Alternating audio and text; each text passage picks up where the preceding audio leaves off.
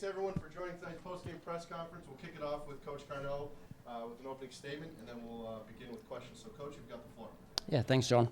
Yeah, good evening, everyone. Obviously, sitting here elated, right? The way we show a gritty performance, right? We get 2 goals, call one a bit of brilliance and one a bit of fortune. That we generate an attacking moment and a vertical moment and create a bit of chaos on the back line.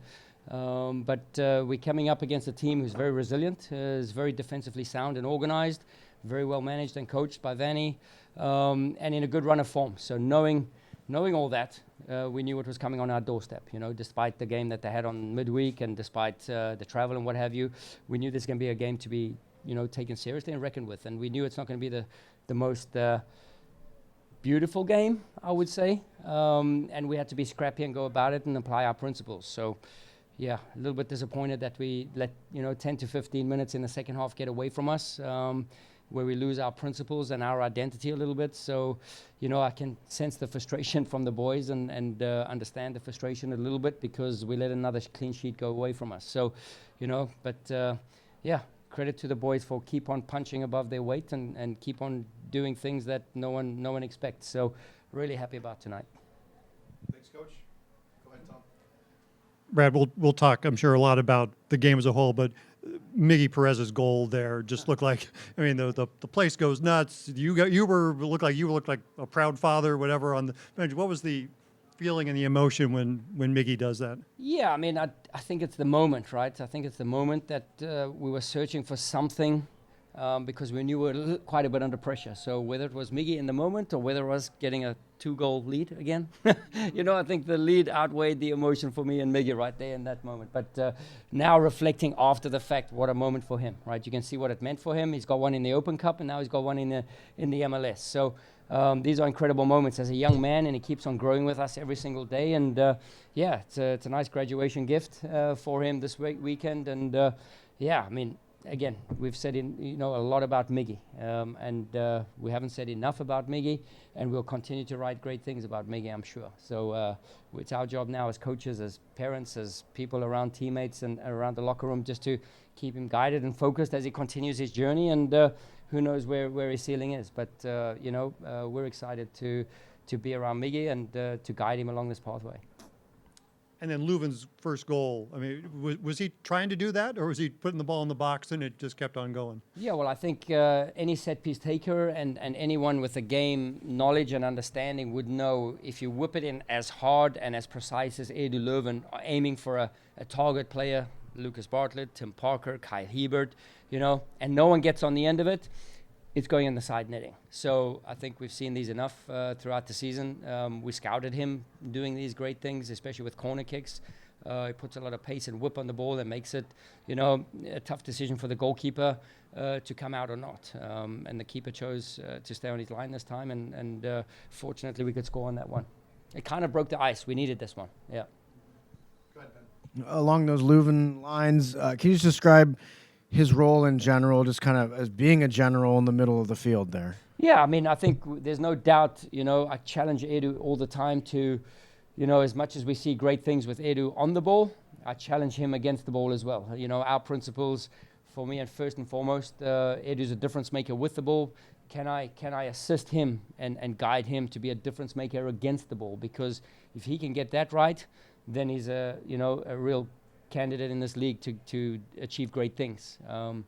And again, so that's the constant chat between Edu and myself, and the constant guidance I give him, because he's a great person, a great teammate, willing to learn and listen. All right, so sometimes we challenge each other, which is really good. It's healthy conversations and it's healthy challenges, but you can see just by his stature, his dominating performance, his touches on the ball, bringing others into games and making final plays forwards. And again, that's why we got Edu Leuven. We understand his game profile. We understand that we need to build a team around him and make sure that we can bring out the best of him. Coach, do you know what Edu had for lunch today? And can you order those, keep making him eat whatever? He was phenomenal today, right? Yeah, I don't know if it's, I think the nutrition's like 5%, sleep is another, what have you. There's every piece of his puzzle that makes him do great things. No one deserves it more than Edu, because I know he's a really good teammate. I know he cares for everyone in that locker room. So before he's a good soccer player, he's just one of the best human beings off the field, as is a lot of our guys on our roster, right? So strategic, targeted scouting, I would call it. We did an extensive search to find players of that caliber, that profile, that character. So for us, it all comes in together to one. And nobody can flick the switch on game day, right? You have to do it during the week, and you have to commit to the process. So and Edu does that. Along that line, can you speak a little bit about the relationship that he and Indy are developing? Yeah, it's cohesive, right? It's fluid, it's cohesive, and I think I could add flexible, right? So you could see Indy floating around the field, and then Edu occupies his space, and then they get this nice little rotation going. So, and I think that just gets better over time. Today we ran the same lineup twice, within the last 2 games. So, for us, it's about building a form of consistency, resiliency, and we're going to be, pushing this home stretch. And we knew this is a big, massive stretch for us, having all these games at home with a little dart to Dallas and then to Nashville. So, we got unfinished business here at home.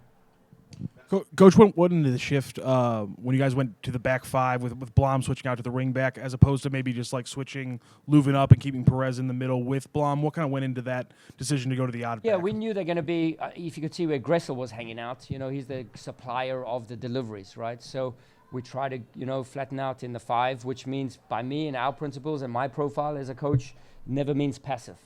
And that's some of the frustration that the boys are sharing right now.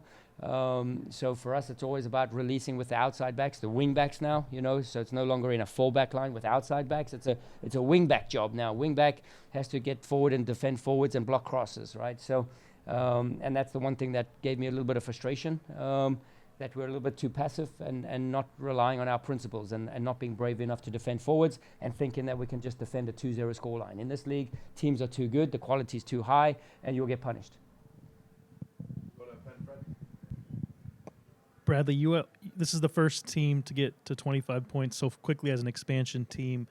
What does that tell you about this group, this direction? We're not just talking about a historic start anymore. We're talking about some deeper marks that you guys are setting history in. Yeah, I mean, we've had some hurdles too along the way, so it shows just how good this league is and how tough it is, traveling west, traveling east, or what have you.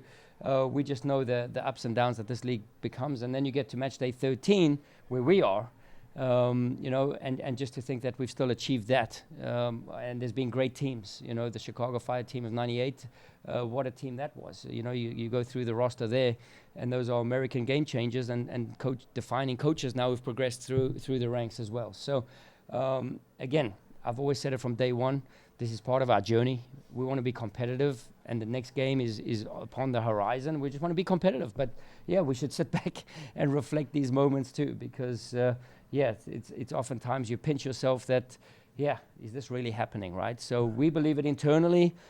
We keep on proving people wrong. We keep on having a chip on our shoulders. Sometimes it works and sometimes it doesn't. We didn't say we're going to go through the season unbeaten, and we didn't say we're going to be world beaters, but damn, we're going to be competitive. Carter?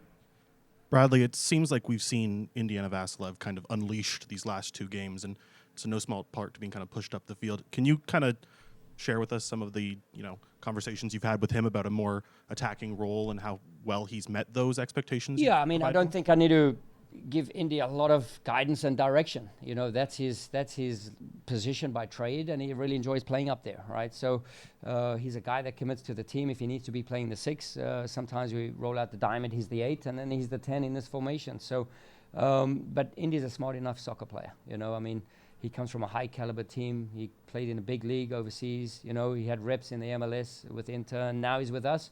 And I hope to feel that we're bringing out the best of him. So, and again, it's all about us challenging each other every day. Like, I'm open to criticism, challenging, and so are my players, right? We have a very open relationship with each other, and I think that's the best recipe and the remedy for a successful team. Hold on. We're going to go to Julian real quick, and then we'll go to Justin.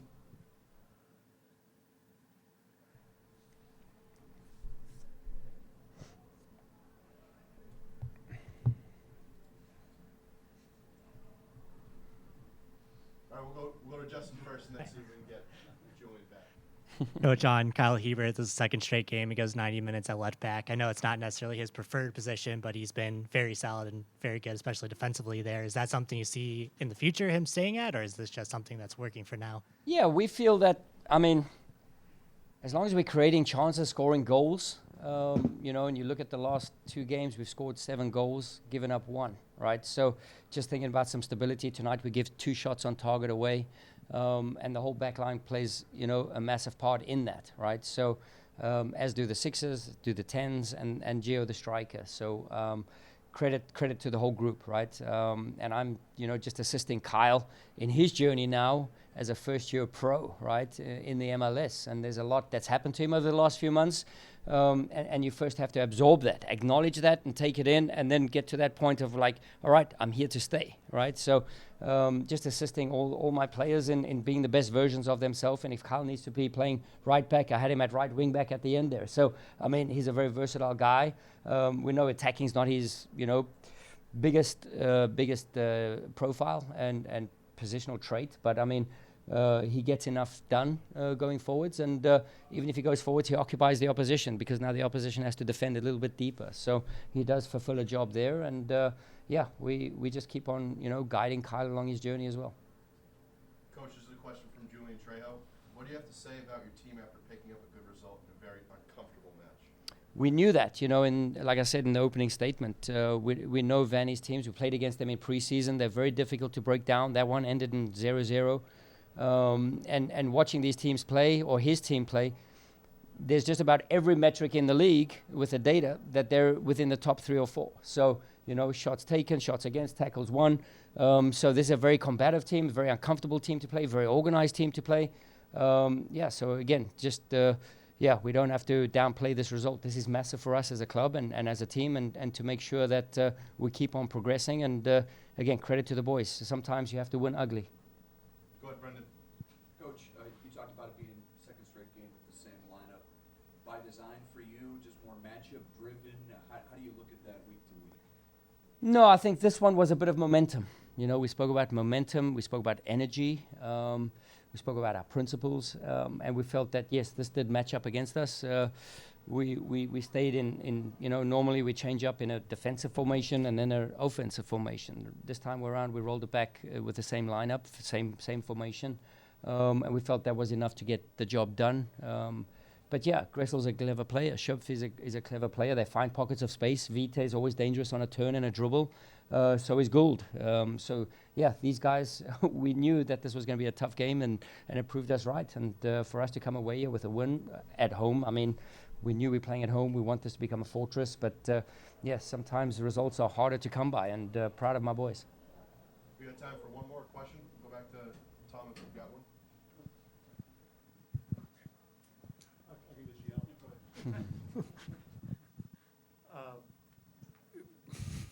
I hate it when this goes on, because now like I feel all this pressure. This has to be a brilliant question, which You should stand on the sidelines with me and feel that. Roman Berkey's play, I think in that play right after you guys go up 2-0, they get the ball in deep. They may have only had a couple shots, but looked like Roman stopped a few before they got into that situation. Sure. I mean, Roman, he reads the game really well, you know, and again, we want to be brave defending forwards, which the obvious thing is we give up space behind. We're comfortable with Roman. We know we signed a goalkeeper that's comfortable playing with his feet out the back, comfortable defending from the front, and comfortable releasing from his line. So he's good coming out for crosses. And everything we've scouted, Roman's proved us right. So, yeah, Roman's doing his job. Coach, thank you for joining us. We appreciate your time. Thank you. Thanks, Coach.